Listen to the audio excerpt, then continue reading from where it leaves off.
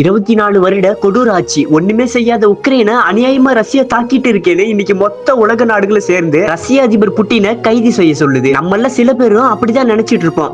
ஆனா உண்மையிலேயே என்ன நடந்தது தெரியுமா? நம்ம 2 பேரும் சேர்ந்து இருப்போம். வா, நான் உன் மேல எந்த போரும் தொடுக்க மாட்டேன்னு ஒரு அண்டை நாடா நம்ம 2 பேரும் ஒத்துமையா இருக்கலாம்னு ரஷ்யா எத்தனையோ தடவை சொல்லியும் கூட கொஞ்சம் கூட கேட்காத உக்ரைன் நேட்டோ கூட போய் சேர்ந்து ரஷ்யாவை எதிர்க்க ஆரம்பிச்சிருக்கு. உடனே ரஷ்யா உக்ரைன் மேல போர் அட்டாக் பண்ணா பதிலுக்கு உக்ரைன் ரஷ்யாவை அட்டாக் பண்ண அப்படின்னு 2 நாட்டு ராணுவத்துக்கு சண்டை நடந்துட்டு இருக்க சமயத்துல கடந்த சில மாதங்களா மட்டும் ரஷ்யா உக்ரைன் மேல அட்டாக் பண்றத சுத்தமா நிறுத்தி வச்சிருச்சு. அவ்வளவுதான், உக்ரைன் ரஷ்யா போர் முடிவு அடைஞ்சிருச்சுன்னு உலக நாடுகள் எல்லாம் நினைச்சப்போ இப்போ ரீசெண்டா 2 மாசத்துக்கு முன்னாடி அமெரிக்கா எங்களுக்கு ஆயுதங்களை கொடுத்திருக்கு, நாங்க அதை டெஸ்ட் பண்ணி பாக்குறோம் அப்படின்னு ரஷ்யாவோட மெயின் சிட்டியான 38 மாடி பில்டிங்க அட்டாக் பண்ணிடுச்சு உக்ரைன். இப்ப சொல்லுங்க, புட்டின் அடுத்த என்ன பண்ணணும்னு? மறக்காம நம்ம சேனலுக்கு சப்ஸ்கிரைப் பண்ணிட்டு வீடியோக்கு லைக் பண்ணிடுங்க.